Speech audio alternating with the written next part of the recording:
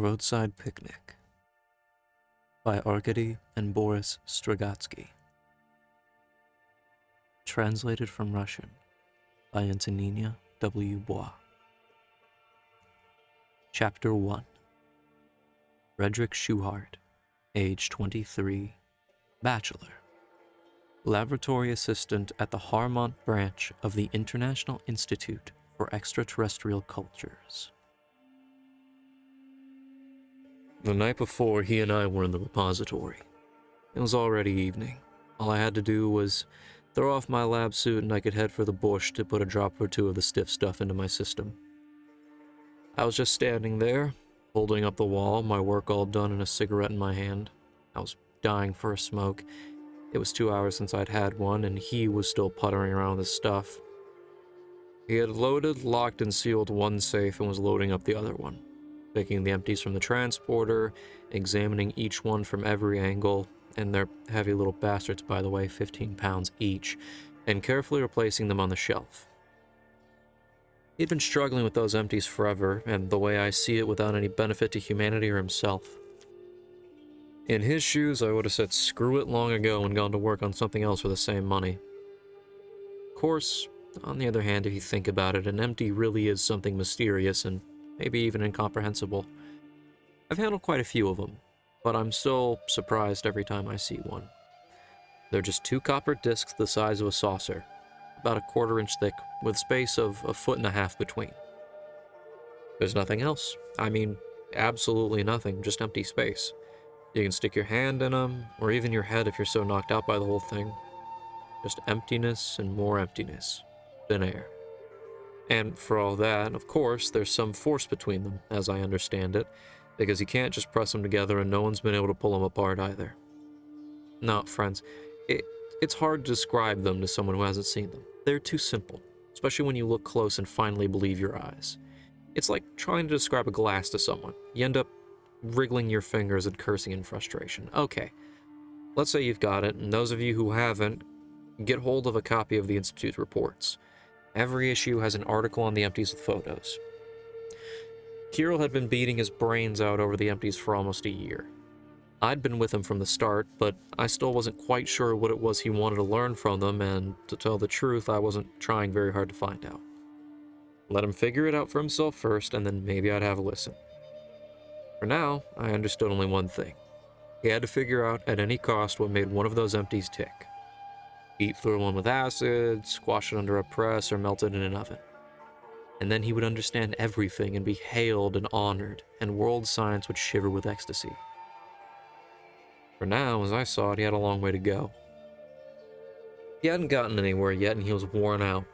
He was sort of gray and silent, and his eyes looked like a sick dog's. They even watered. If it had been anyone else, I would have gotten him roaring drunk and taken him over to some hard-working girl to unwind. And in the morning, I'd have boozed him up again and taken him to another broad, and in a week, he would have been as good as new. Bright-eyed and bushy-tailed. Only that wasn't the medicine for Kirill. There was no point in even suggesting it, he wasn't the type. So there we were in the repository. I was watching him and seeing what had happened to him, how his eyes were sunken, and I felt sorrier for him than I ever had for anyone. And that's when I decided. I didn't exactly decide, it was like someone opened my mouth and made me talk. Listen, I said. Kirill. And he stood there with his last empty on the scales, looking like he was ready to climb into it. Listen, I said. Kirill, what if you had a full empty, huh? A full empty? He looked puzzled. Yeah, your hydromagnetic trap, whatchamacallit, Object 77B. It's got some sort of blue stuff inside. I could see that it was beginning to penetrate. He looked up at me, squinted, and a glimmer of reason, as he loved to call it, appeared behind the dog tears. Hold on, he said. Full. Just like these, but full. Yes, that's what I'm saying. Where? My Kirill was scared, bright-eyed and bushy-tailed. Let's go have a smoke. He stuffed the empty into the safe, slammed the door, and locked it with 3.5 turns, and we went back into the lab. Ernest pays $400 in cash for an empty, and I could have let him dry this son of a bitch for a full one, but believe it or not, I didn't even think about it, because Kirill came back to life before my eyes and bounded down the steps 4 at a time, not even letting me finish my smoke. In short, I told him everything. What it was like, and where it was, and the best way to get at it. He pulled out a map, found the garage, put his finger on it, and stared at me. Of course, he immediately figured it out about me. What was there not to understand? You dog, you, he said and smiled. Well, let's go for it. The first thing in the morning. I'll order the passes and the boot for 9, then we'll set off at 10 and hope for the best. All right? All right, I said. We'll be the third. What do we need the third for? Oh, no, I said. This is no picnic with ladies. What if something happens to you? It's in the zone, I said. We have to follow regulations. He gave a short laugh and shrugged. As you wish, you know better. You bet I did. Of course, he was just trying to humor me. The third would be in the way as far as he was concerned. We would run down, just the two of us, and everything would be hunky-dory. No one would suspect anything about me. Except for the fact that I knew that people from the Institute didn't enter the zone in twos. The rule is, two do the work and the third watches, and when they ask him about it later, he tells. Personally, I would take Austin, Hero says, but you probably don't want him. Or is it alright? Nope, I said. Anybody but Austin. You can take Austin another time. Austin isn't a bad guy. He's got the right mix of courage and cowardice, but I feel he's doomed. You can't explain it to Kirill, but I can see it. The man thinks he knows and understands the zone completely. That means he's going to kick off soon. You can go right ahead, but without me, thanks. Alright then, Joe said. How about Tender? Tender was his second lab assistant, an alright kind of guy, on the quiet side. He's a little old, I said, and he has kids. Yeah, that's alright. He's been in the zone before. Fine, I said. Let's take Tender. He stayed to pore over the map, and I made a beeline for the borscht, because I was starving and my throat was parched. I got back to the lab in the morning as usual, around 9, and showed my pass. The guard on duty was the lanky beanpole of a sergeant I beat the hell out of last year when he made a drunken pass at Guta. Fine thing, he said to me. They're looking for you all over the Institute, right?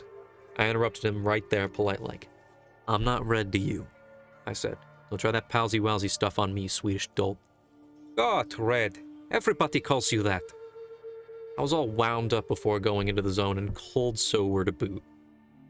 I hauled him up by his shoulder belt and told him in precise detail just what he was and what maternal line he was descended from.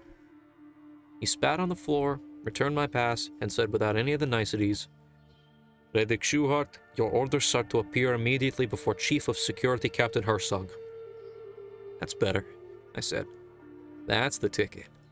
Keep plugging away, Sergeant. You'll make Lieutenant yet. Meanwhile, I was thinking, what was this curve coming my way? What did Captain Herzog need me for during working hours? Alright, I went off to make my appearance. His office was on the 3rd floor. A nice office, with bars on the windows, just like a police station. Willie was sitting at his desk, puffing on his pipe and typing some kind of gibberish. Some little sergeant was digging through the metal file cabinet in the corner. A new guy I'd never seen. We have more sergeants at the Institute than at division headquarters. They're all well-built, healthy fellows. They don't have to go into the zone, and they don't give a damn about world issues. Hello? I said. You called for me? Willie looked right through me, moved away from the typewriter, laid a hefty file on the desk, and started leafing through it. Fredrik Schuhart. The same, I answered, feeling a nervous laugh welling up. I couldn't help it, it was funny. How long have you been with the Institute? 2 years, starting my 3rd. Family? I'm alone, I said, an orphan. Then he turned to his little sergeant and gave him an order in a stern tone. Sergeant Lummer, go to the files and bring back case number 150. The sergeant saluted and disappeared, and Willie slammed the file shut and asked gloomily, Up to your old tricks again? What old tricks? You know what tricks. There's new material on you here. So I thought, where from? He frowned and banged his pipe against the ashtray in irritation. That doesn't concern you, he said. As an old friend, I'm warning you. Knock it off for good. If they get you a second time, you won't get off with 6 months. And they'll kick you out of the Institute once and for all, understand? I understand. I said, that I can understand. I just don't understand what bastard could have squealed. But he was looking through me again, puffing on his empty pipe and flipping through the file. That meant that Sergeant Lummer had returned with case number 150. "Thank you, Schuhart," said Captain Willie Herzog, also known as the Hog. "That's all I want to clear up. You're free to go." So I went to the locker room, pulled on my lab clothes, and lit up. All along, I kept thinking where the rumor could have come from. It had to be all lies if it came from within the Institute, because nobody there knew anything about me and there was no way that anyone could. If it had been a report from the police, again, what could they know there except for my old sins? Maybe they had gotten Buzzard? That bastard, he drowned his own grandmother to save his skin. But even Buzzard didn't know anything about me now. I thought and didn't come up with anything very pleasant, so I decided to hell with it. The last time I'd gone into the zone at night was 3 months ago, and I'd gotten rid of most of the stuff and spent almost all the money. They hadn't caught me with the goods, and I was too slippery for them to catch me now. But then, just as I was heading up the stairs, I suddenly saw the light, and saw it so well that I had to go back to the locker room, sit down, and have another cigarette. It meant that I couldn't go into the zone today. Nor tomorrow, nor the day after. It meant that those toads had their eye on me again, that they hadn't forgotten me, or if they had forgotten, then somebody had reminded them. And now it no longer mattered who had done the reminding. No stalker, unless he was completely off his rocker, would go near the zone even at gunpoint, not if he knew that he was being watched. I should have been burrowing into the deepest, darkest corner at that very moment. Zone? What zone? I haven't been in any zone, even with a pass, for months. What are you harassing an honest lab worker for? I thought the whole thing through and even felt a sense of relief that I wouldn't be going to the zone that day. But what would be the nicest way of informing Kirill of the fact? I told him straight out, "I'm not going into the zone. What instructions do you have?" At first, of course, he just stared at me bug-eyed. Then he seemed to understand. He led me by the elbow into his little office, sat me down at his desk, and sat on the windowsill facing me. We lit up. Silence. Then he asked me, real careful-like, "Has something happened, Red?" What could I tell him? "No," I said. "Nothing happened. Yesterday I blew 20 bills at poker. That Newton is a great player, the louse." "Wait a minute," he said. "Have you changed your mind?" I made a choking noise from the tension. "I can't," I said to him through clenched teeth. "I can't. Do you understand?" Herzog just had me up in his office. He went limp. He got that pathetic look again, and his eyes looked like they were a sick poodle's again. He shuddered, lit a new cigarette with the butt of the old one, and spoke softly. "You can trust me, Red. I didn't breathe a word to anyone." "Skip it," I said. "Nobody's talking about you." "I haven't even told Tender yet. I made out a pass in his name, but I haven't even asked him if he'll go." I said nothing and went on smoking. It was funny and sad. The man didn't understand a thing. "What did Herzog say to you?" "Nothing in particular," I said. "Someone squealed on me, that's all." He looked at me kind of strange, hopped off the sill and started walking up and down. He ran around his office and I sat blowing smoke rings in silence. I was sorry for him, of course, and I felt bad that things hadn't worked out better. Some cure I came up with for his melancholy, and whose fault was it? My own. I tempted a baby with a cookie, but the cookie was in a hiding place, and the hiding place was guarded by mean men. Then he stopped pacing, came up close to me, and looking off to the side somewhere, asked awkwardly, "Listen, Red, how much would a full empty cost?" At first I didn't understand him. I thought at first that he was hoping to buy one somewhere, but where would you buy one? Maybe it was the only one in the world, and besides, he couldn't possibly have enough dough for that. Where'd he get the money from? He was a foreign scientist and a Russian one at that. And then the thought struck me. So the bastard thinks that I'm doing it for the greenbacks. You so-and-so, I thought to myself, what do you take me for? I opened my mouth to tell him off, and I shut up. Because actually, what else could he take me for? A stalker is a stalker, the more green stuff the better. He trades his life for greenbacks. And so it looked to him that yesterday I had cast my line, and today I was reeling him in, trying to raise my price. The thought made me tongue-tied, and he kept staring at me intently without blinking. And in his eyes I saw not contempt, but a kind of understanding, I guess. Then I calmly explained it to him. No one with a pass has ever gone to the garage before. They haven't laid the tracks to it yet. You know that. So here we come back from the zone, and your tender brags to everybody how we headed straight for the garage, picked up what we needed, and came right back. Like we just went down to the warehouse or something, and it will be perfectly clear to everyone, I said, that we knew ahead of time what we wanted there. And that means that someone set us onto it. And which of the three that could have been, well, there's no point in spelling it out for you. Do you understand what's in store for me here? I finished my little speech. We sat staring into each other's eyes, saying nothing. Suddenly he clapped his hands, rubbed his palms together, and announced in a hearty tone, "Well, if you can't, you can't. I understand you read and I can't pass judgment. I'll go alone. Maybe it'll go fine. It won't be the first time." He spread out the map on the windowsill, leaned on his hands, and bent over it. All his heartiness seemed to evaporate before my eyes. I could hear him muttering, 40 yards, maybe 41, another 3 in the garage itself. No, I won't take Tender along. What do you think, Red? Maybe I shouldn't take Tender? He does have 2 kids, after all. They won't let you out alone, I said. They will, he muttered. I know all those sergeants and all the lieutenants. I don't like those trucks. They've been exposed to the elements for 30 years and they're just like new. There's a gasoline carrier 20 feet away and it's completely rusted out, but they look like they've just come off the assembly line. That's the zone for you. He looked up from the map and stared out the window, and I stared out the window too. The glass in our windows is thick and leaded, and beyond the windows, the zone. There it is. You just reach out and you can touch it.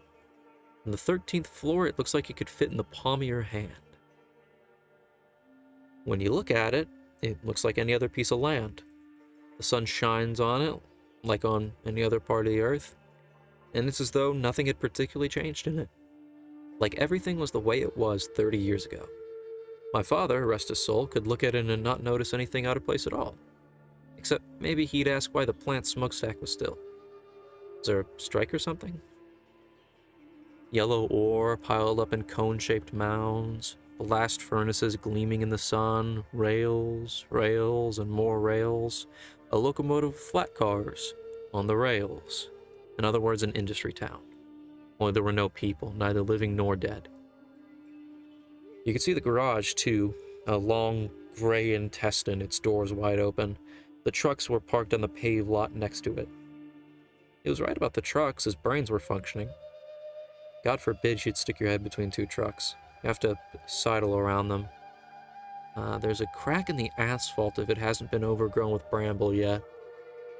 40 yards. Where was he counting from? Oh, probably from the last pylon. He's right, it wouldn't be further than that from there. Those egghead scientists were making progress. They've got the road hung all the way to the dump, and cleverly hung at that. There's that ditch where Slimy ended up, just 2 yards from their road. Knuckles had told Slimy, stay as far away from the jizzes as you can, jerk, or there won't be anything to bury. When I looked down into the water, there was nothing. This is the way it is with the zone. If you come back with swag, it's a miracle. If you come back alive, it's a success. If the patrol bullets miss you, it's a stroke of luck. And as for anything else, that's fate. I looked at Kirill and saw that he was secretly watching me. And the look on his face made me change my mind. The hell with them all, I thought. After all, what can those toads do to me? He really didn't have to say anything, but he did. Laboratory Assistant Schuhart, he says. Official, and I stress official, sources have led me to believe that an inspection of the garage could be of great scientific value. I am suggesting that we inspect the garage. Rien de bonus. And he beamed like the June sun. What official sources? I asked and smiled like a fool myself. They're confidential, but I can tell you, he frowned. Let's say I found out from Dr. Douglas. Oh, I said. From Dr. Douglas. What Dr. Douglas? Sam Douglas, he said dryly. He died last year. My skin crawled. You so-and-so fool. Who talks about such things before setting out? You can beat these eggheads over the head by the 2x4 and they still don't catch on. I stabbed the ashtray with my cigarette butt. Alright, where's your tender? How long do we have to wait for him? In other words, we didn't touch on the subject again. Kirill phoned PPS and ordered a flying boot. I looked over his map to see what was on it. It wasn't bad. It was a photographic process, aerial and highly enlarged. You could even see the ridges on the cover that was lying by the gates to the garage. If stalkers could get their hands on a map like that. But it wouldn't be of great use at night when the stars look down on your ass and it's so dark you can't even see your own hands. Tender made his entrance. He was red and out of breath. His daughter was sick and he had gone for the doctor. Apologized for being late. Well, we gave him his little present. We're off into the zone. He even stopped puffing and wheezing at first. He was so scared. What do you mean the zone? He asked. And why me? However, talk of a double bonus and the fact that Red Shoeheart was going too got him breathing again. So I went down to the boudoir and Kirill went for the passes. He showed them to another sergeant who handed us special outfits. Now they are handy things. Just dye them any other color than their original red and any stalker would gladly pay $500 for one without blinking an eye. I swore a long time ago that one of these days I would figure out a way to swipe one. At first glance it didn't seem like anything special, just an outfit like a diving suit with a bubble top helmet with a visor. Not really like a diver's, more like a jet pilot's or an astronaut's. It was light, comfortable, without binding anywhere, and you didn't sweat in it. In a little suit like that, you could go through fire and gas couldn't penetrate it. They say even a bullet can't get through. Of course, fire and mustard gases and bullets are all earthly human things. Nothing like that exists in the zone, and there's no need to fear things like that in the zone. And anyway, to tell the truth, people drop like flies in the special suits too. It's another matter that maybe many, many more would die without the suits. The suits are 100% protection against the burning fluff, for example, and against the spitting devil's cabbage. Alright. We pulled on the special suits. I poured the nuts and bolts from the bag into my hip pocket, and we trekked across the Institute yard to the zone entrance. That's the routine they have here, so that everyone will see the heroes of science laying down their lives on the altar of humanity, knowledge, and the Holy Ghost. Amen. And sure enough, all the way up to the 15th floor, sympathetic faces watched us off. All we lacked were waving hankies in an orchestra. Up two, I said to Tender. Suck in your gut, you flabby platoon. A grateful mankind will never forget you. He looked at me and I saw that he was in no shape for joking around. And he was right, this was no time for jokes, but when you're going out into the zone, you can either cry or joke. And I never cried, even as a child. I looked at Kirill. He was holding up under the strain, but was moving his lips like he was praying. Praying? I asked. Pray on, pray. The further into the zone, the nearer to heaven. What? Pray! I shouted. Stalkers go to the head of the line into heaven. He broke out in a smile and patted me on the back as if to say, don't be afraid. Nothing will happen as long as they're with me, and if it does, well, we only die once. Sure is a funny guy, honest to God. We turned in our passes to the last sergeant, only this time, for a change of pace, it was Lieutenant. I know him. His father sells grave borders in Rexopolis. The flying boot was waiting for us, brought by the fellows from PPS and left at the passageway. Everyone else was waiting too. The emergency first aid team and firemen, and our valiant guards, our fearless rescuers. A bunch of overfed bums with a helicopter. I wish I'd never set eyes on them. We got up into the boot and Kirill took the controls and said, Okay, Red, lead on. Coolly, I lowered the zipper on my chest, pulled out a flask, took a good long tug and replaced the flask. I can't do it without that. I've been in the zone many times, but without it, no, I just can't. They were both looking at me and waiting. So, I said, I'm not offering any to you because this is the first time we're going in together and I don't know how the stuff affects you. This is the way we'll do things. Anything that I say, you do immediately and without question. If someone starts fumbling or asking questions, I'll hit whatever I reach first. I'll apologize now. For example, Mr. Tender, if I order you to start walking on your hands, you will immediately hoist your fat ass into the air and do what I tell you. And if you don't, maybe you'll never see your sick daughter again. Got it?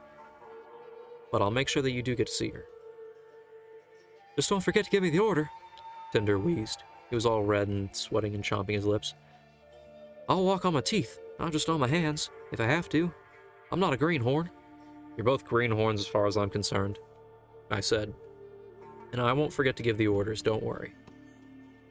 By the way, do you know how to drive a boot? He knows, Kirill said. He's a good driver. All right then, I said. Then we're off. Godspeed. Lower your visors. Low speed ahead along the pylons. Altitude 3 yards. Halt at the 27th pylon. Kirill raised the boot to 3 yards and went ahead in low gear.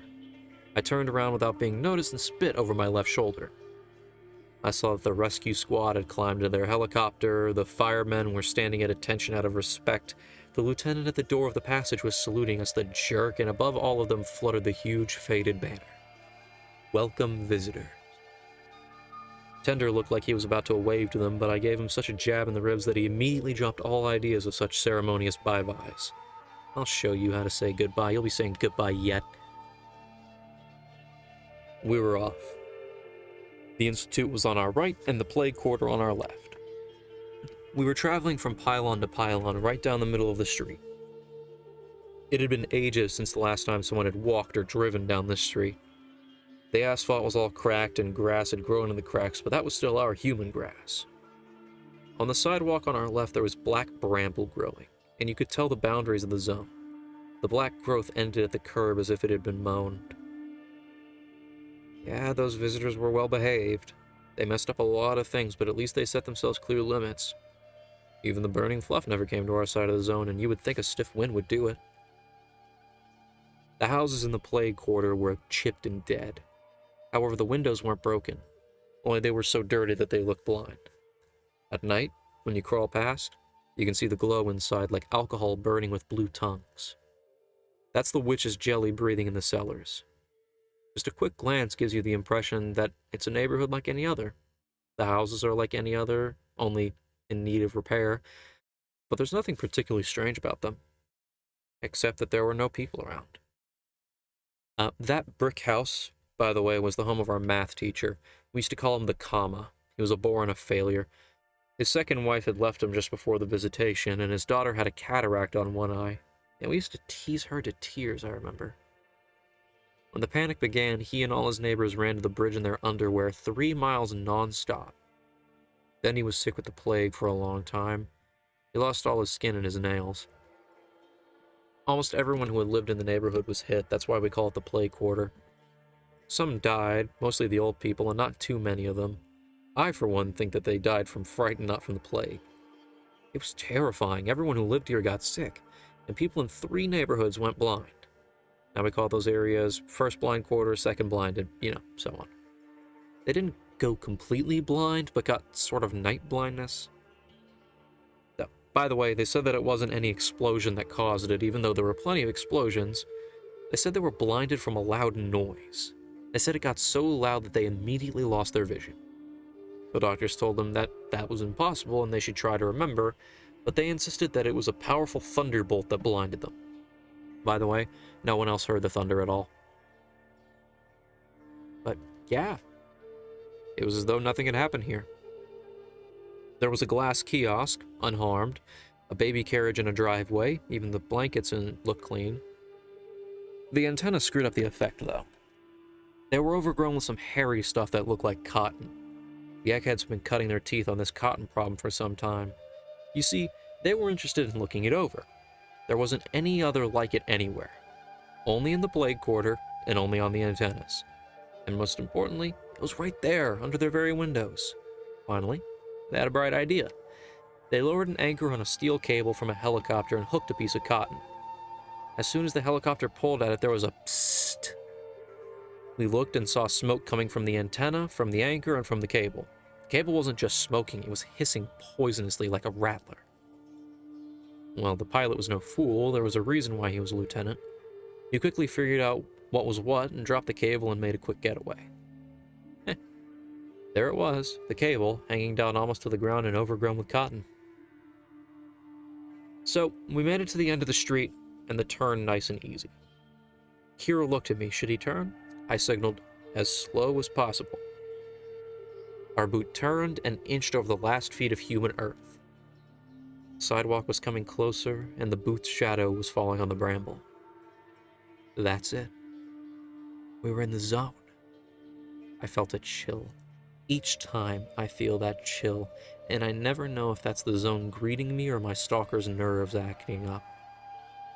Each time I think that when I get back, I'll ask if others have the same feeling or not, and each time I forget.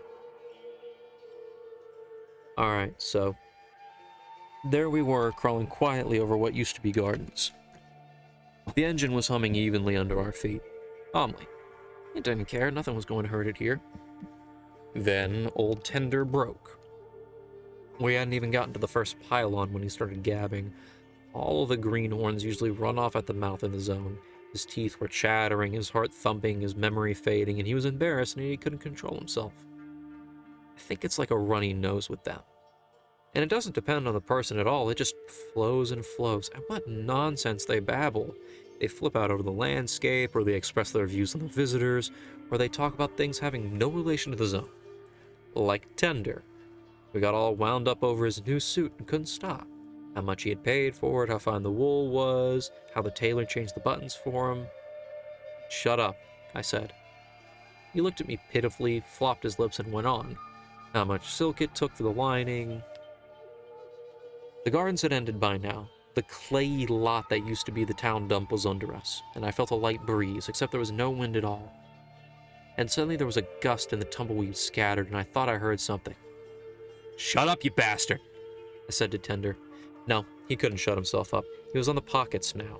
I had no choice. Stop the boot, I said to Kirill. He braked immediately. Good reflexes, I was proud of him.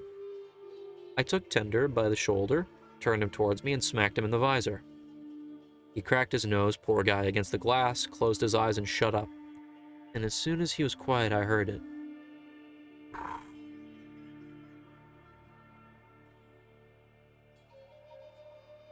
Kirill looked over at me, jaws clenched, teeth bared. I motioned for him to be still. God, please be still, don't move a muscle.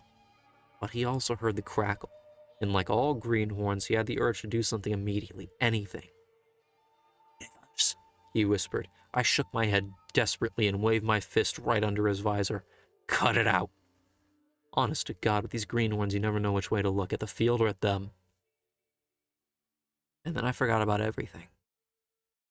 Over the pile of old refuse, over broken glass and rags, crawled a shimmering, a trembling, sort of like hot air at noon over a tin roof.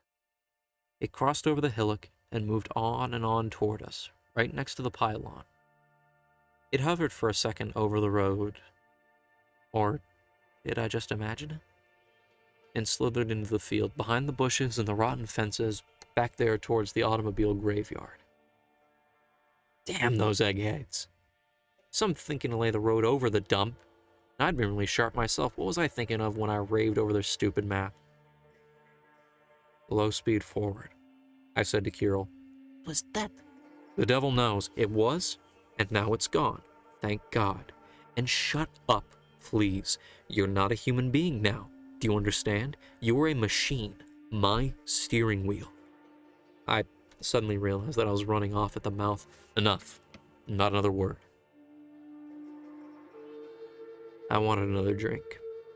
Let me tell you, these diving suits were nonsense. I lived through so much without a damn suit and will live through so much more.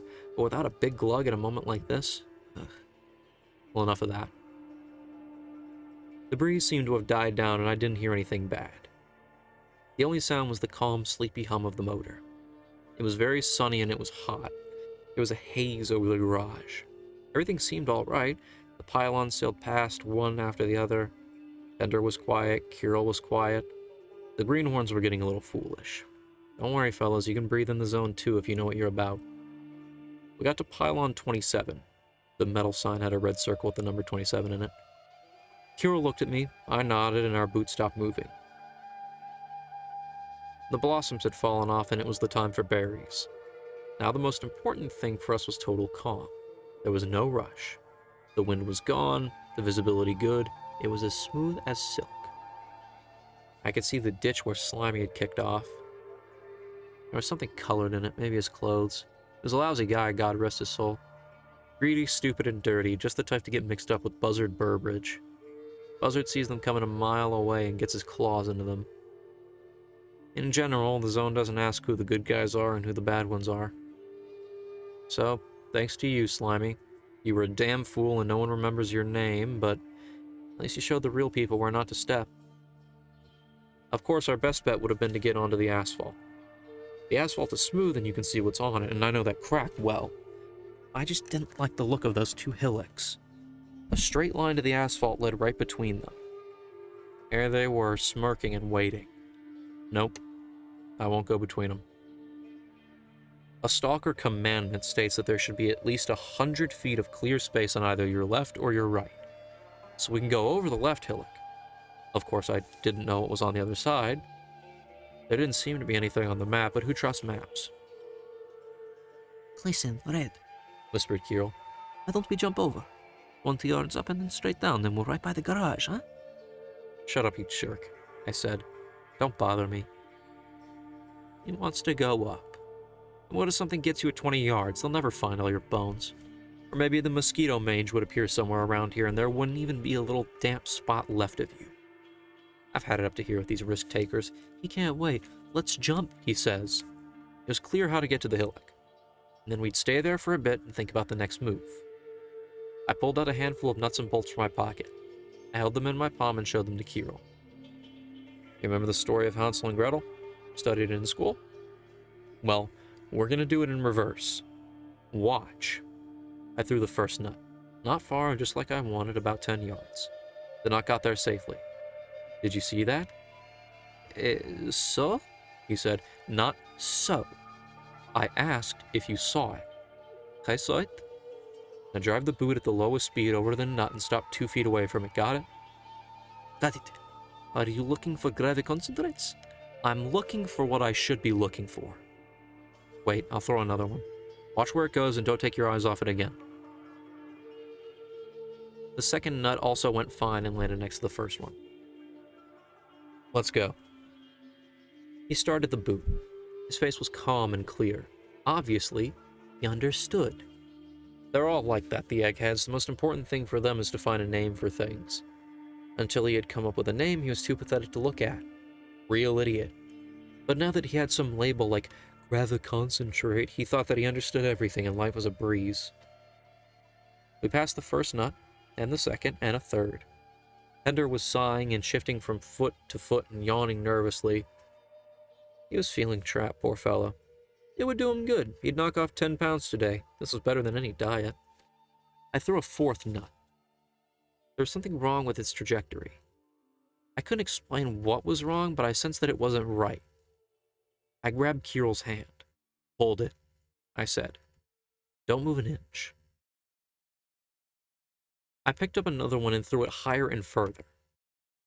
There it was, the mosquito mange. The nut flew up normally and seemed to be dropping normally, but halfway down it was as if something pulled it to the side and pulled it so hard that when it landed it disappeared into the clay. Did you see that? I whispered. In the movies. He was straining to see, and I was afraid he'd fall out of the boot. I throw another one, eh? It was funny and sad. One? As though one would be enough. Oh, science. So I threw 8 more nuts and bolts until I knew the shape of this mange spot. And to be honest, I could have gotten by with 7, but I threw one just for him smack into the middle so that he could enjoy his concentrate. It crashed into the clay like it was a 10-pound weight instead of a bolt, and when it crashed, it left a hole in the clay. He grunted with pleasure. Okay, I said, we had our fun, now let's go. Watch closely. I'm throwing out a pathfinder, don't take your eyes off it. So we got around the mosquito mange spot and got up on the hillock. It was so small that it looked like a cat turd. I never even noticed it before. We hovered over the hillock. The asphalt was less than 20 feet away. It was clear.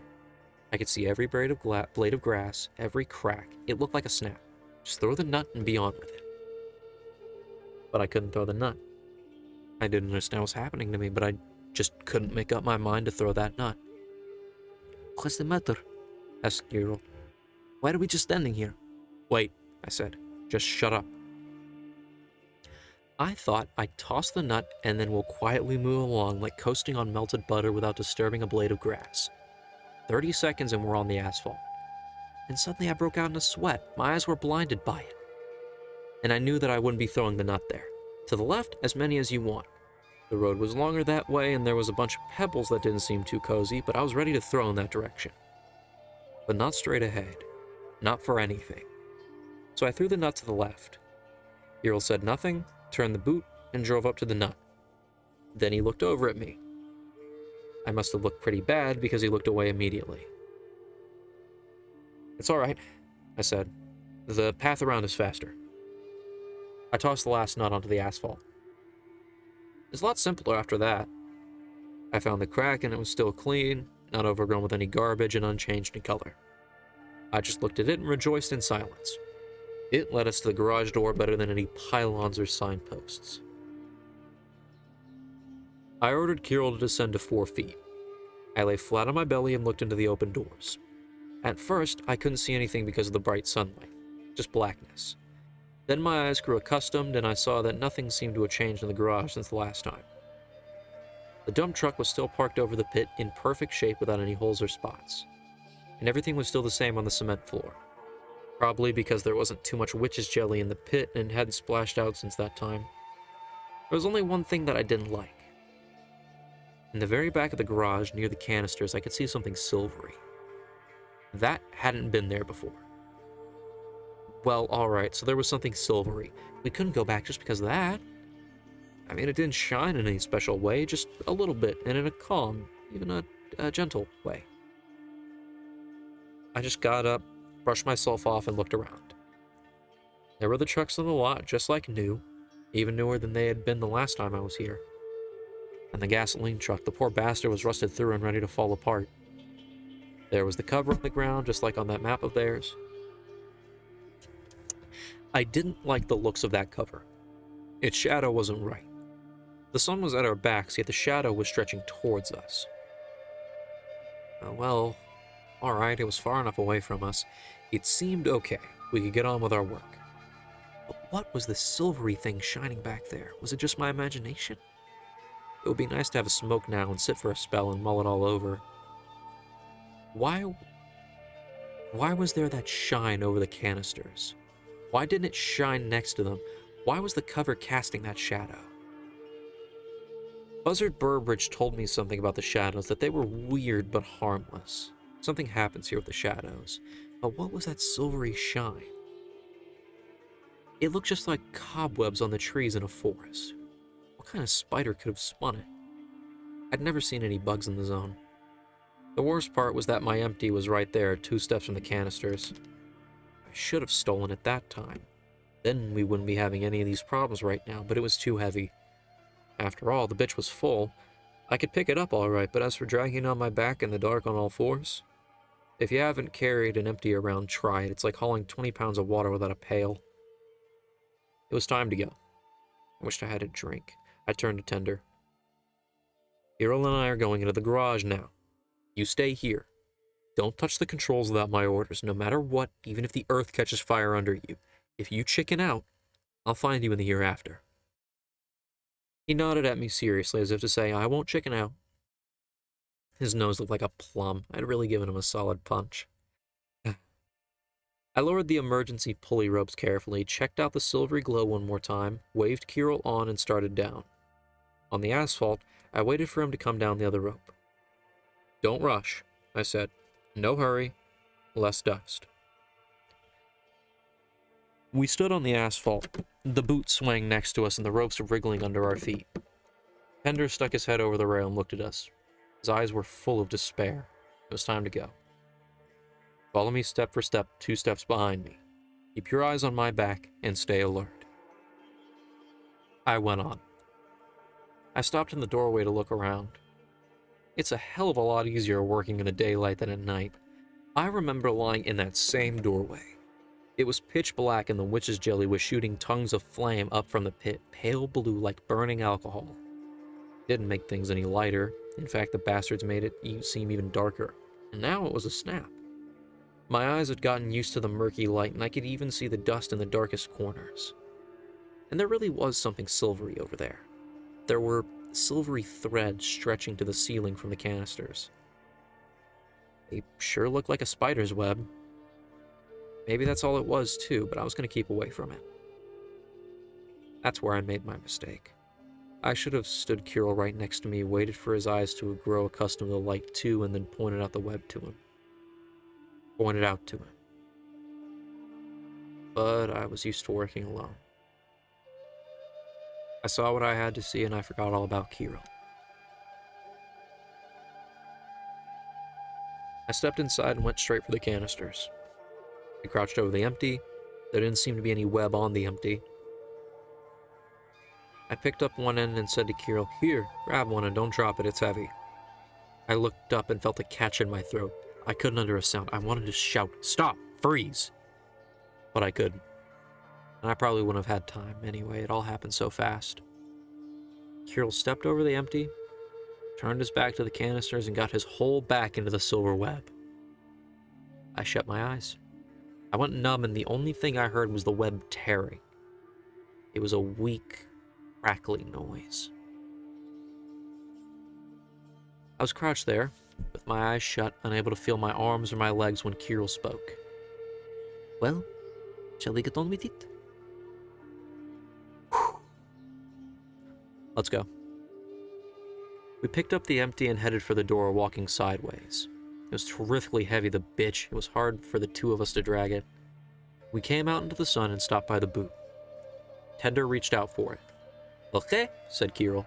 "1, 2, no," I said. Wait a sec. Put it down first." We set it down. Turn around. Let me see your back." He turned without a single word. I looked. There was nothing on his back. I turned him this way and that, but there was nothing. I looked back at the canisters, and there was nothing there either. "Listen," I said to Kirill, still looking at the canisters. "Did you see the spider web?" What web? Where? All right. We were lucky.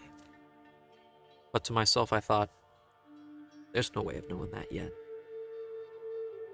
All right, now let's heave-ho. We stuffed the empty into the boot and fixed it so that it wouldn't move around. There it was, the pussycat, shiny new and clean, the copper gleaming in the sun. Its blue filling sifted cloudily in slow streams between the discs. We could see that it wasn't an empty at all, but something like a vessel, like a glass jar with blue syrup. We looked at it some more and then clambered into the boot and set off on the return trip without messing around. These scientists sure have it easy. First of all, they work in daylight, and second, the only hard part is getting into the zone. On the way back, the boot drives itself. In other words, it has a mechanism, a coursograph, I guess you'd call it, that controls the boot and drives it exactly along the course it took coming in. As we floated back, it repeated all our maneuvers, stopping and hovering for a bit and then continuing. We went over each of my nuts and bolts. I could have gathered them up if I wanted to. My greenhorns were in a great mood, of course. They were turning their heads every which way, and their fear was almost all gone. They started gabbing. Tender was waving his arms around and threatening to come right back after dinner to lay the road to the garage. Kirill plucked at my sleeve and started explaining his graviconcentrate phenomena to me. That is, the mosquito mange spot. Well, I set them straight, but not right away. I calmly told them about all the jerks who blew it on the way back. "Shut up," I told them, "and keep your eyes peeled, or the same thing will happen to you what happened to Shorty Linden." That worked.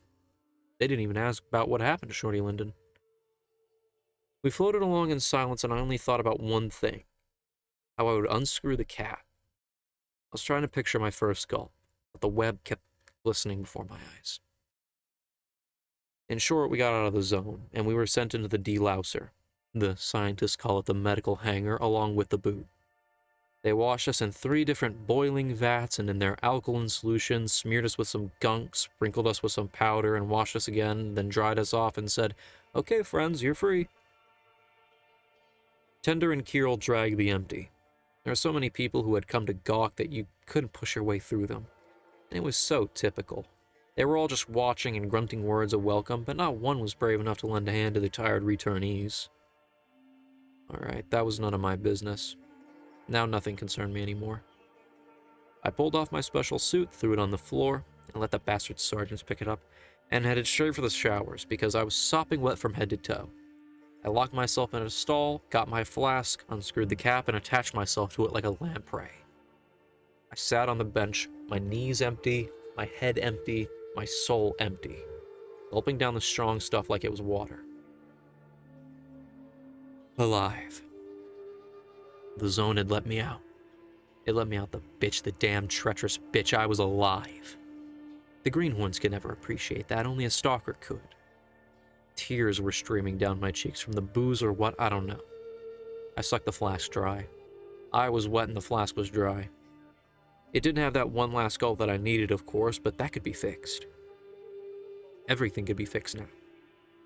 Alive. I lit a cigarette. I sat there and felt that I was coming around. The bonus pay came into my mind. That was a good deal that we had at the Institute. I could go right now and pick up the envelope. Or maybe they'd bring it to me here in the showers. I started undressing slowly. I took off my watch and saw that we had spent 5 hours in the zone. My God, 5 hours! I shuddered. God, there really is no time in the zone. 5 hours. But if you think about it, what's 5 hours to a stalker? A snap. How about 12? How about 2 days? If you don't manage in one night, you spend the whole day face down on the ground. And you don't even pray, but mutter deliriously, and you don't know if you're dead or alive. And then you finish up the second night and get to the patrol point with your swag. The guards are there with their machine guns, and those bastards, those toads really hate you. There's no great joy in arresting you. They're terrified that you're contaminated. All they want to do is bump you off, and they've got all the aces. Go prove that you were killed illegally. So that means you bury your face in the dirt again and pray until dawn and until dark again. And the swag lies next to you and you don't know whether it's just lying there or slowly killing you. Or you could end up like Knuckles Itzek, who got stuck at dawn in an open space. He got off the track and ended up between 2 ditches. He couldn't go right or left. They shot at him for 2 hours but couldn't hit him. For 2 hours he made believe he was dead. Thank God they finally believed it and left. I saw him after that. I couldn't even recognize him. He was a broken man, no longer human. I wiped my tears and turned on the water. I showered for a long time, first hot, then cold, then hot again. I ended up using a whole bar of soap. Then I got bored. I turned off the shower. Someone was banging on the door. Kirill was shouting, "Hey, you stalker! Come on out of there! There's a scent of the green around here!" Greenbacks. That's always good. I opened the door. He was standing there half naked in his shorts. He was ecstatic, his melancholy gone. He handed me the envelope. "Here," he said, "from a grateful humanity." I spit on your humanity. How much is there?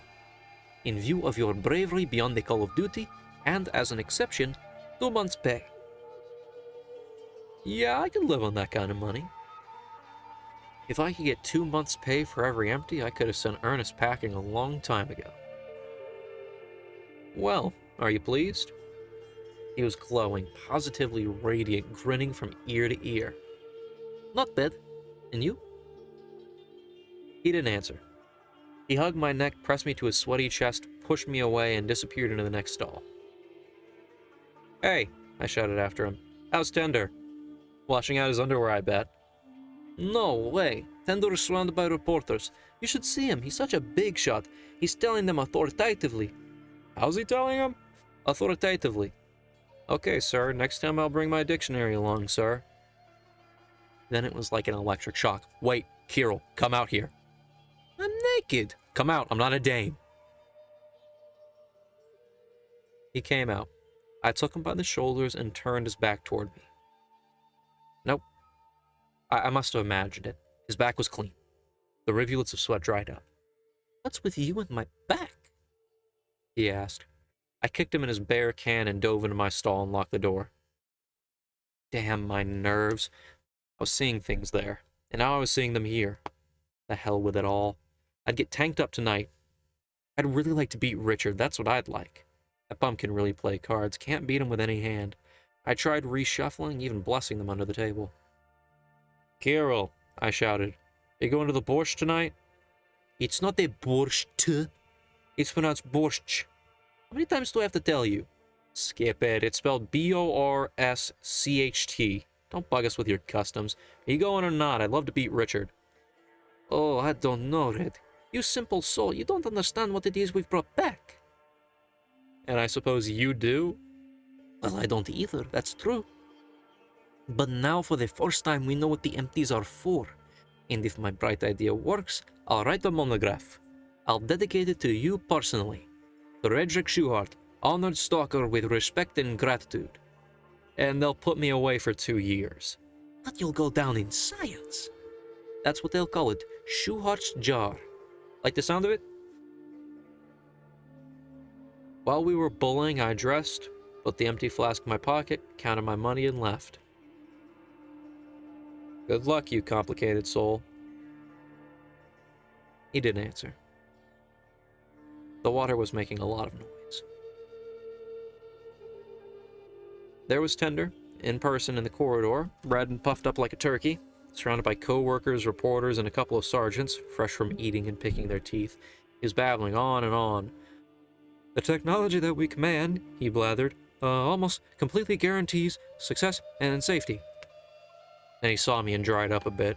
He smiled and made little waving motions with his hand. Well, I'd better split, I thought. I made for the door, but they caught me. I heard footsteps behind me. Mr. Schuhart, a few words about the garage. No comment. I broke into a run, but there was no getting away. There was one with a mic on my right and another with a camera on my left. Did you see anything strange in the garage? Just 2 words. No comment, I said, trying to keep the back of my head to the camera. It's just a garage. Oh, thank you. How do you feel about turbo platforms? Most wonderful. I started edging towards the John. What do you think about the visitation?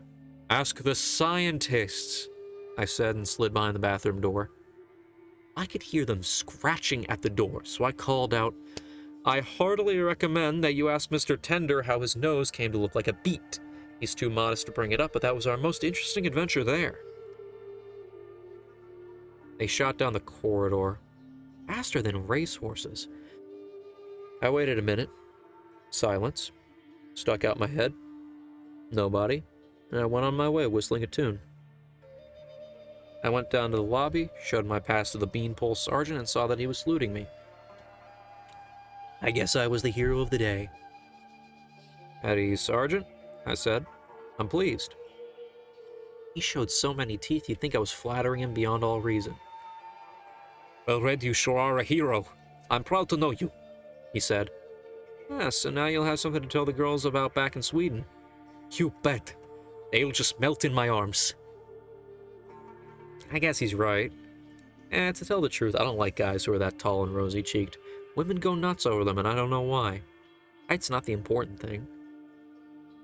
I was walking down the street and thinking along these lines. The sun was shining, and there was no one around. And suddenly I wanted to see Guta right then and there, just like that. To look at her and hold her hand a while. After the zone, that's about all you can manage. To hold hands. Especially when you think of those stories about what stalkers' children turn out like. No, who needs Guta now? What I really needed was a bottle, at least a bottle, of the hard stuff. I went past the parking lot. There was a checkpoint there. There were 2 patrol cars in all their glory, low-slung in yellow, armed with searchlights and machine guns, the toads. And of course the cops had blue helmets too. They were blocking the whole street. There was no way to get through. I kept walking with my eyes lowered, because it would be better for me not to see them right now. Not in daylight. There's 2 or 3 characters there that I'm afraid to recognize, because if I do, that'll be the end of them. It was a good thing for them that Kiro lured me into working for the Institute. Otherwise, by God, I would have found the snakes and finished them off. I shouldered my way through the crowd. I was almost past it when I heard someone shout, "Hey, stalker!" Well, that had nothing to do with me, so I went on, rummaging for a cigarette in my pocket. Someone caught up with me and took me by the sleeve. I shook off the hand and half turned toward the man and said politely, "What the hell do you think you're doing, mister?" "Hold it, stalker," he said. "Just 2 questions." I looked up at him. It was Captain Quarterblad, an old friend. He was all dried up and kind of yellow. "Greetings, Captain. How's the liver?" "Don't try to talk your way out of this, stalker. He was angry and his eyes bored into me. You'd be better off telling me why you don't stop immediately when you're called. And right behind him there were two blue helmets, hands on holsters. You couldn't see their eyes, just their jaws working under the helmets. Where in Canada do they find these guys? Have they been sent here to breed? In general, I have no fear of the patrol guards in the daytime, but they could search me, the toads, and I wasn't too crazy about the idea just then. Were you calling me, Captain? I said. You were calling some stalker. Are you trying to tell me that you're not a stalker? Once the time I spent thanks to you was over, I went straight. But stalking. Thanks to you, Captain, my eyes were opened. If it hadn't been for you... What were you doing in the pre-zone area? What do you mean, what? I work there. 2 years now.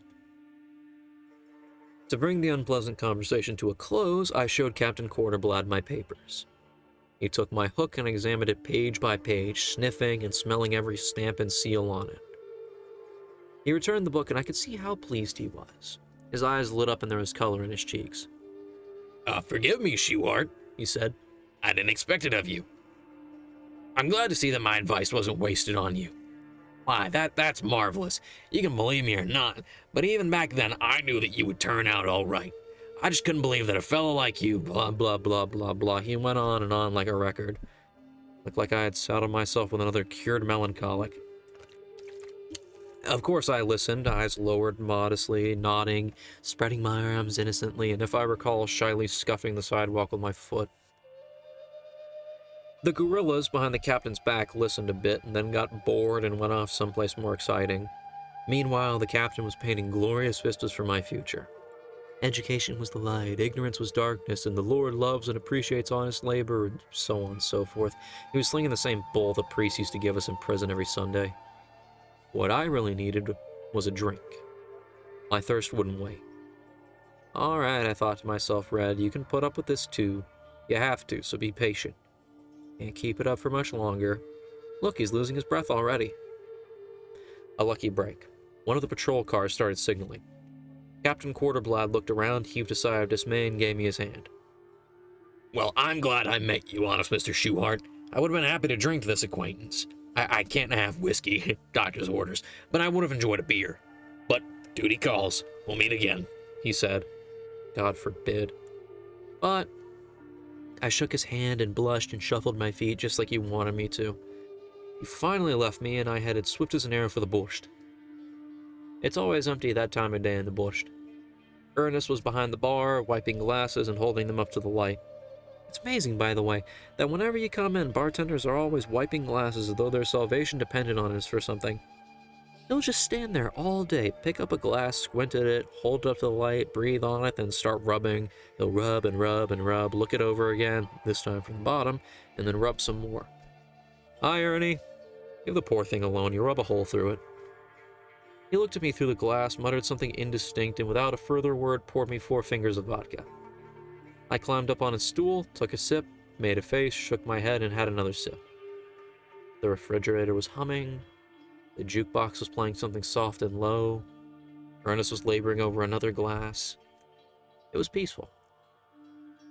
I finished my drink and put the glass back down on the bar. Ernest immediately poured me another 4 fingers. A little better, he muttered. Coming on, Stocker? Stick to your wiping, why don't you? You know, one guy rubbed until he got a genie. Ended up on Easy Street. Who was it? Ernest asked suspiciously. I was another bartender here before your time. What happened? Nothing. Why do you think the visitation happened? It was all his rubbing. Who do you think the visitors were? Good bum, Ernie said with approval. He went to the kitchen and came back with a plate of grilled hot dogs. He put the plate in front of me, moved the ketchup over towards me, and went back to his glasses. Ernie knows his stuff. His trained eye recognizes a stalker returned from the zone with swag, and he knows what a stalker needs after a visit to the zone. Good old Ernie, a humanitarian. I finished the hot dogs, lit a cigarette, and started calculating how much Ernie must make on us. I'm not sure the price the loot goes for in Europe, but I'd heard that an empty can get almost 2,500, and Ernie only gives us 400. Batteries there cost at least 100, and we're lucky if we can get 10 from him. Of course, shipping the loot to Europe must cost plenty. Grace this bomb and that one. And the station master must be on his payroll, too. When you think about it, Ernest really doesn't make that much, maybe 15 or 20%, no more. And if he gets caught, it's 10 years of hard labor. Here, my honorable meditations were interrupted by some polite type. I hadn't even heard him walk in. He announced himself next to my elbow, asking permission to sit down. Don't mention it. Please do. He was a skinny little guy with a sharp nose and bow tie. His face looked familiar, but I couldn't place him. He climbed up on the stool next to me and said, "Ernest, bourbon, please." And then turned to me. Excuse me, but don't I know you? You work in the International Institute, don't you? Yes. And you? He speedily whipped out his business card and set it in front of me. Aloysius McNaught, Agent Plenipotentiary of the Immigration Bureau. Oh, well, of course I knew him. He bugs people to leave the city. As it is, there's hardly half the population left in Harmont, yet he has to clear the place of us completely. I pushed away his card with my fingernail. No thanks. I'm not interested. My dream is to die in my hometown. But why? He jumped in quickly. Forgive my indiscretion, but what's keeping you here?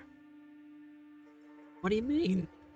Fond memories of my childhood, my first kiss in the municipal park, Mommy and Daddy, my first time drunk right here in this bar. The police station so dear to my heart. I took a heavily used handkerchief from my pocket and dabbed my eyes. No, I can't leave for any amount. He laughed, took a tiny sip of bourbon, and spoke in a thoughtful way. I just can't understand you Harmonites. Life is tough in the city. There's military control, few amenities. The zone right next to you, it's like sitting on a volcano. An epidemic could break out any day, or something worse. I can understand the old people. It's hard for them to leave. But you, how old are you? 22, 23. Can't you understand that the Bureau is a charitable organization? We don't profit by this in any way. We just want people to leave this hellhole and get back into the mainstream of life. We underwrite the move, find you work. For young people like you, we pay for an education. No, I just don't understand. Do you mean nobody wants to leave? Not nobody. Some are leaving, particularly the ones with families. But the young folk and old people, many people want this place. It's a hick town, a hole. I let him have it. Mr. Aloysius McNaught, you're absolutely right. Our little town is a hole. It always has been and still is. But now, it's a hole into the future. We're gonna dump so much through this hole into your lousy world that everything will change in it. Life will be different. It'll be fair. Everyone will have everything that he needs. Some hole, huh? Knowledge comes through this hole. And when we have the knowledge, we'll make everyone rich and we'll fly to the stars and go anywhere we want. That's the kind of hole we have here. I broke off here because I noticed Ernest watching me in amazement. I felt uncomfortable. I don't usually like using other people's words, even when I agree with them. Besides, it was coming out kind of funny. When Kirill speaks, you listen and forget to close your mouth. And even though I seem to be saying the same things, it doesn't come out the same. Maybe it's because Kirill never slipped Ernest any loot under the counter. Ernie snapped to attention and hurriedly poured me 6 fingers of booze at once, as if to bring me back to my senses. The sharp-nosed Mr. McNaught took another sip of his bourbon. Yes, of course. Eternal batteries, the blue panacea. But do you really believe things will be the way you describe them? It's none of your business what I really believe. I was speaking for the city. As for myself, what do you have in Europe that I haven't seen? How about your boredom? You knock yourself out all day and watch TV all night. It doesn't necessarily have to be Europe. It's all the same, except that it's cold in Antarctica. The amazing part was that I believed it in my guts as I said it to him. Our zone, the bitch, the killer, was 100 times dearer to me at that second than all of their Europes and Africas. And I wasn't drunk yet. I just pictured for a minute how I would drag myself home in a herd of cretins just like myself, how I would be pushed and squeezed into the subway, and how I was sick and tired of everything. What about you? He asked Ernest. I have a business. he replied self-importantly. I'm no punk. I've invested all my money in this business. The base commander himself comes in once in a while. A general, you understand? Why should I live here? Mr. Aloysius McNaught tried to make some point, quoting a lot of figures, but I wasn't listening.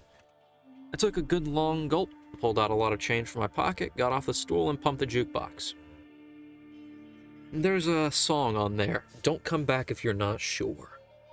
It has a good effect on me after a trip to the zone. The jukebox was howling and rocking. I had taken my glass into the corner where I was hoping to even old scores with a one-armed bandit. And time flew like a bird. I was putting in my last nickel when Richard Newton and Guttalin crashed into the hospitable arms of the bar. Guttalin was blotto, rolling his eyes and looking for a place to rest his fist. Richard Newton was tenderly holding him by the elbow and distracting with jokes. A pretty pair. Guttalin is a huge black man with knuckles down to his knees, and Dick is a small, round, pink creature that all but glows. Hey, shouted Dick. There's Red. Come over and join us. Right, Roared Guttalin. there are only two real men in this city, Red and me. All the rest are pigs or Satan's children. Red, you also serve the devil, but you're still human. I came over with my glass. Guttalin peeled off my jacket and seated me at the table. Sit down, Red. Sit down, Satan's servant. I like you. Let's have a cry over the sins of mankind. A good long bitter wail. Let's wail, I said. Let's drink the tears of sin. For the day is nigh, Guttalin announced. for the white steed is saddled and his rider has put his foot in the stirrup, and the prayers of those who have sold themselves to Satan are in vain. Only those who have renounced him will be saved. You, children of man, who are seduced by the devil, who play with the devil's toys, who dig up Satan's treasures, I say unto you, you are blind. Awake, you bastards, before it's too late. Trample the devil's trinkets. He stopped as though he had forgotten what came next. Can I get a drink here? He suddenly asked in a different voice. You know, Red, I've been canned again. Said I was an agitator. I keep explaining to them, awake, blind ones, you're falling into the pit and taking others with you. They just laughed. So I punched the shop leader in the nose and split. They'll arrest me now, and for what? Dick came over and put the bottle on the table. It's on me today, I called to Ernest. Dick gave me a sidelong look. It's perfectly legal, I said. We're drinking my bonus check. You went into the zone? Dick asked. Did you bring anything out? A full empty, I said, for the altar of science. You gonna pour that or not? And empty? Guttalin echoed in sorrow. You risked your life for some empty. You survived, but you brought another devil's artifact into the world. How do you know, Red, how much of sorrow and sin? Can it, Guttalin, I said severely. Drink and rejoice that I came back alive. To success, my friends. It went over well, the toast to success. Guttalin fell apart completely. He was weeping, the tears streaming like water from a spout. I know him well. It's just a phase, weeping and preaching that the zone is the devil's temptation, that we should take nothing out of it and return everything that we've taken, and go on living as though the zone were not there. Leave the devil's things to the devil. I like him. Guttalin, I mean. I usually like weirdos. When he has money, he buys up the swag without haggling for whatever price the stalkers ask and totes it back at night into the zone and buries it. He was waiting, but he'd be stopping soon. What's a full empty? Dick asked. I know what a plain empty is, but this is the first time I've ever heard of a full one. I explained it to him. He nodded and smacked his lips. Yes, that's very interesting. Something new. Who did you go with? The Russian? Yeah, with Kirill and Tender. You know, our lab assistant. They must have driven you crazy. Nothing of the kind. They behaved quite well, especially Kirill. He's a born stalker. He just needs a little more experience to break him of his hurrying, and I'd go into the zone every day with him. And every night? He asked with a drunken smirk. Drop it. A joke's a joke. I know, a joke's a joke, but it can get me into a lot of trouble. I owe you one. Who gets one? Gutalin got excited. Which one is it? We grabbed him by the arms and got him back in his chair. Dick stuck a cigarette in his mouth and lit it, so we calmed him down. Meanwhile, more and more people were coming in. The bar was crowded and many of the tables were taken. Ernest had gotten his girls and they were bringing drinks to the customers, beer, cocktails, vodka. I noticed there were a lot of new faces in town lately, mostly young punks with long, bright scarves hanging to the floor. I mentioned it to Dick and Dick nodded. And what do you expect?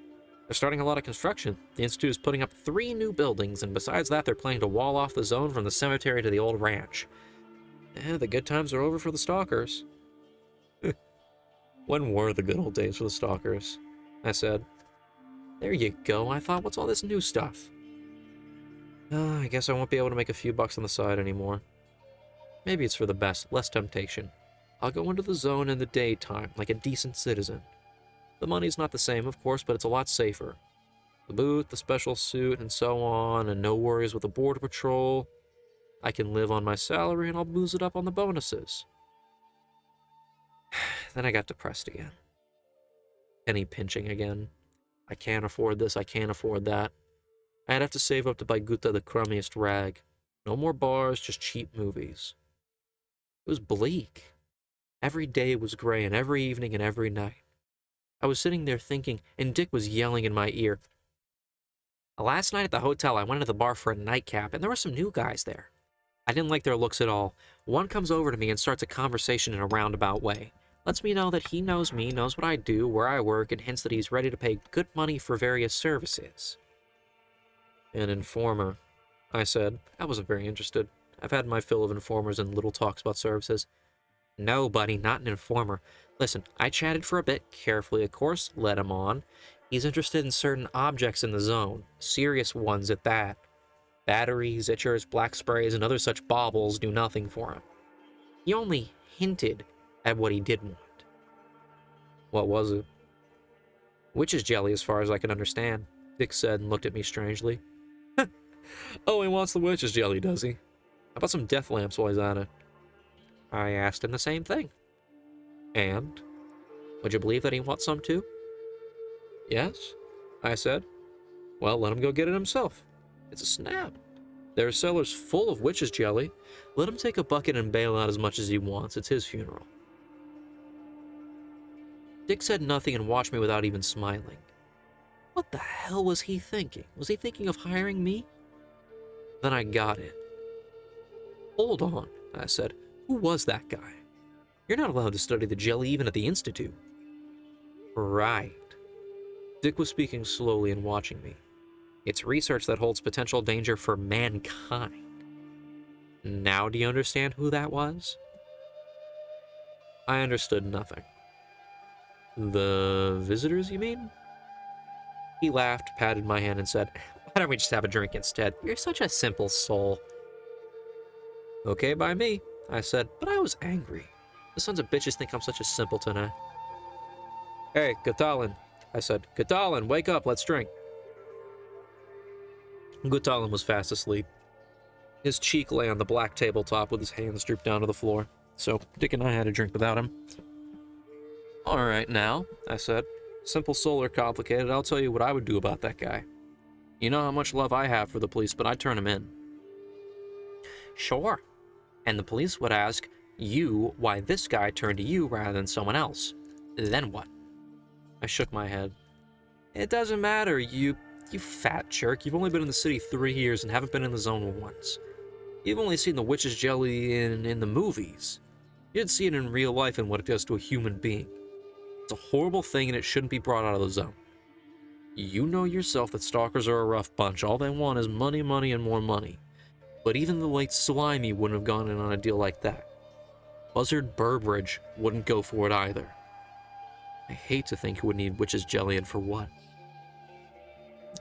Well, you're right about all that, said Dick. But you see, I'd hate to be found one morning in bed having committed suicide. I'm not a stalker, but I'm a practical person anyway. And I like living. You know, I've been doing it for a long time, and I've gotten into the habit. Ernest shouted from the bar. Mr. Noonan, telephone. Oh, what the hell? Dick said angrily. Must be shipping adjustment again. They find you everywhere. Excuse me, Red. He got up and went to the phone. I stayed behind with Gutalin in the bottle, and since Gutalin was of no help at all, I attacked the bottle on my own. God damn that zone. You can't get away from it. Wherever you go, whoever you talk to, it's always the zone, the zone, the zone. It's easy for Kirill to talk about the eternal peace and harmony that will come from the zone. Kirill's a fine fellow and no fool. On the contrary, he's really bright, but he doesn't know a damn thing about life. He can't even imagine what kind of scum and criminals hang around the zone. Now somebody wants to get his hands on the witch's jelly. Gutalin may be a drunk and a religious nut, but maybe he's got something here. Maybe we should leave the devil's things to the devil? Hands off. Some punk in a bright scarf sat in Dick's chair. Mr. Schuhard? So what? My name is Crayon. I'm from Malta. How are things in Malta? Things are fine in Malta. That's not what I wanted to talk about. Ernest put me onto you. So, I thought, that Ernest really was a bastard, not a drop of pity in him. Here's this young guy, tan and clean and pretty, hasn't ever shaved or kissed a girl.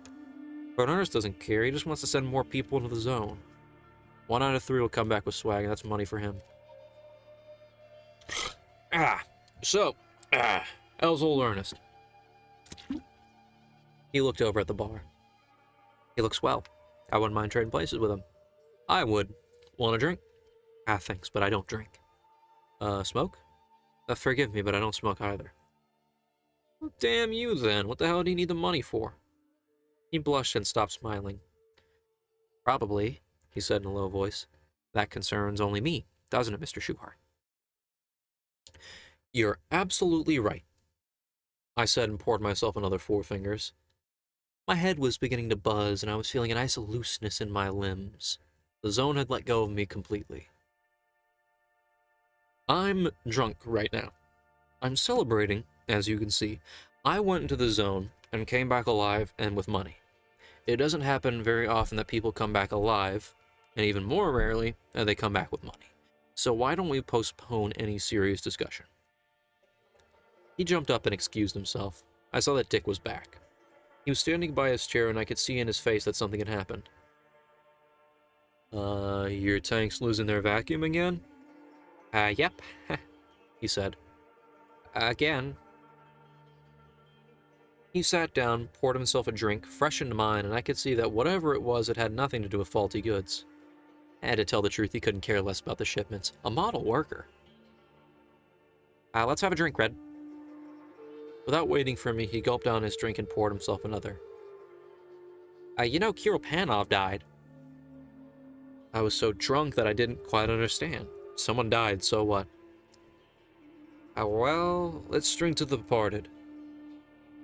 He looked at me with his round eyes, and only then did I feel as if a string had snapped inside my body.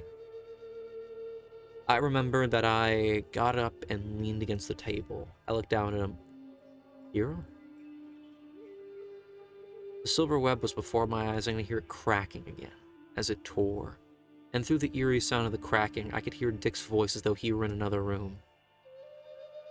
A heart attack. They found him in the shower, naked. Nobody knows what happened. They asked about you. I told them you were in perfect shape. What's to understand? It's the zone. Sit down. Sit down, have a drink. The zone. I repeated. I couldn't stop saying it. The zone. The zone. I couldn't see anything around me except for the silver web. The whole bar was caught in the web, and as people moved around, the web crackled softly as they touched it. The Maltese boy was standing in the middle. His childlike face was surprised. I didn't understand a thing. Little boy, I said gently, how much do you need? Will 1,000 be enough? Here, take it. Take it! I shoved the money at him and started shouting, Go to Ernest and tell him that he's a bastard and scum! Don't be afraid, tell him! He's a coward, too! Tell him and they'll go straight to the station to buy a ticket from Malta. Don't stop anywhere! I don't remember what else I shouted. I do remember ending up in front of the bar and Ernest giving me a glass of soda. You earn the money today? He asked. Yes, I've got some. How about a little loan? I have to pay my taxes tomorrow. I realized that I had a bundle of money in my hand. I looked at the wad and muttered, "That means he didn't take it. Creon of Malta is a proud young man, it seems. Well, it's out of my hands. Whatever happens now is fate." What's the matter with you? My pal Ernie asked. Had a little too much? "Nope, I'm fine," I said. "Perfect shape, ready for the showers." Why don't you head on home? You had a little too much. Kirill died, I said to him. Which Kirill? The one-armed one? You're one-armed, you bastard. You couldn't make one man like Kirill from 1,000 like you. You rat, you son of a bitch, you lousy scum bastard. You're dealing in death, you know that. You bought us all with your dough. You want me to see me tear your shop apart? And just when I reared back to lay a good one on him, I was grabbed and hauled off somewhere. I couldn't understand anything then, and I didn't want to. I was shouting and fighting and kicking, and when I came to, I was in the john, all wet, and my face was in lousy shape. I didn't even recognize myself in the mirror.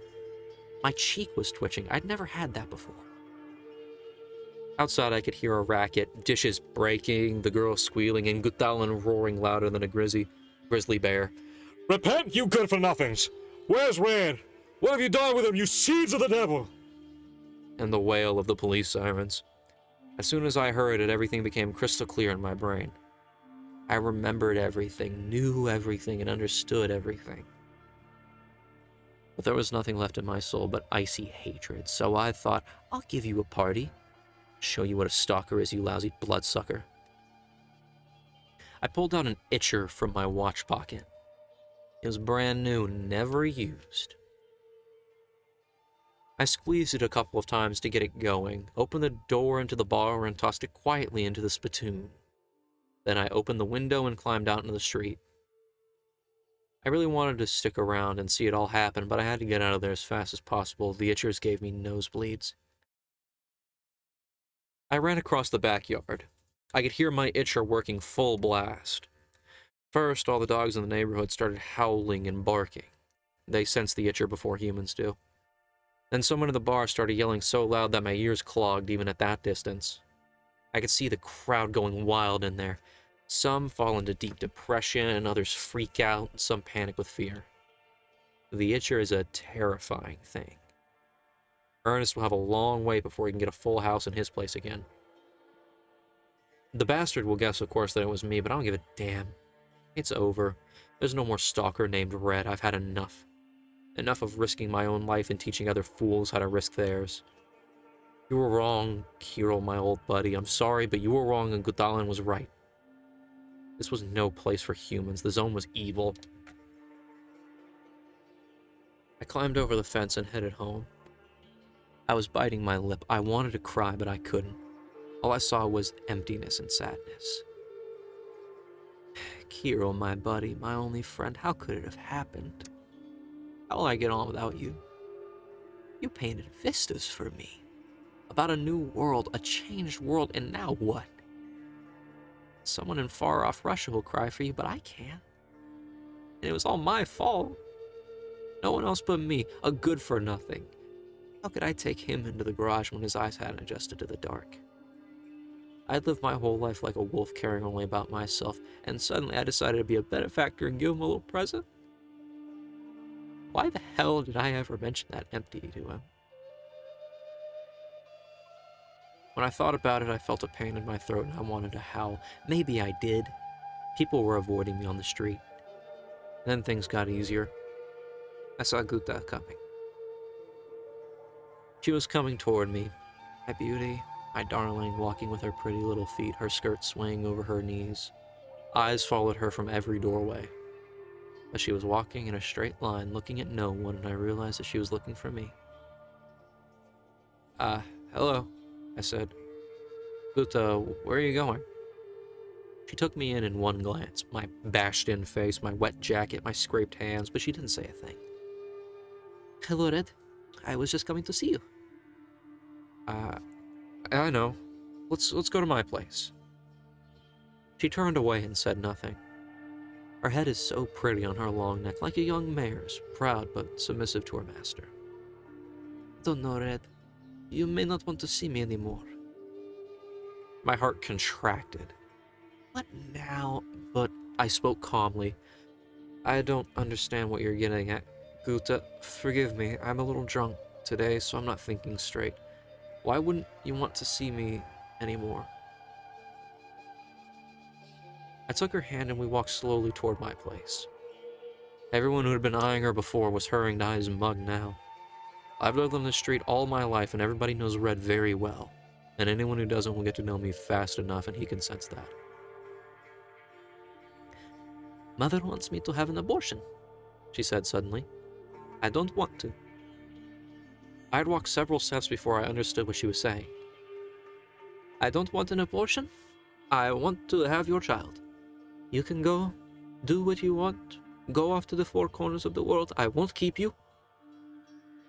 I listened to her and watched her get heated up, and I was feeling more and more stunned. I just couldn't make head or tail of it. There was this nonsensical thought buzzing in my head. One man less, one man more. She keeps telling me that the baby by a stalker will be a freak, that you are a wanderer that will have no real family. Today you're free, tomorrow you're in jail, but I don't care. I'm ready for anything. I can do it alone. I'll have him alone, I'll raise him alone, and make him into a man alone. I can manage without you too. But don't you come around to me anymore. I won't let you through the door. Guta, my darling girl, I said. Oh, wait a minute. I couldn't go on talking. A nervous, idiotic laugh was welling and breaking me up. My honey pie, why are you chasing me away then? I was laughing like a village idiot and she was bawling on my chest.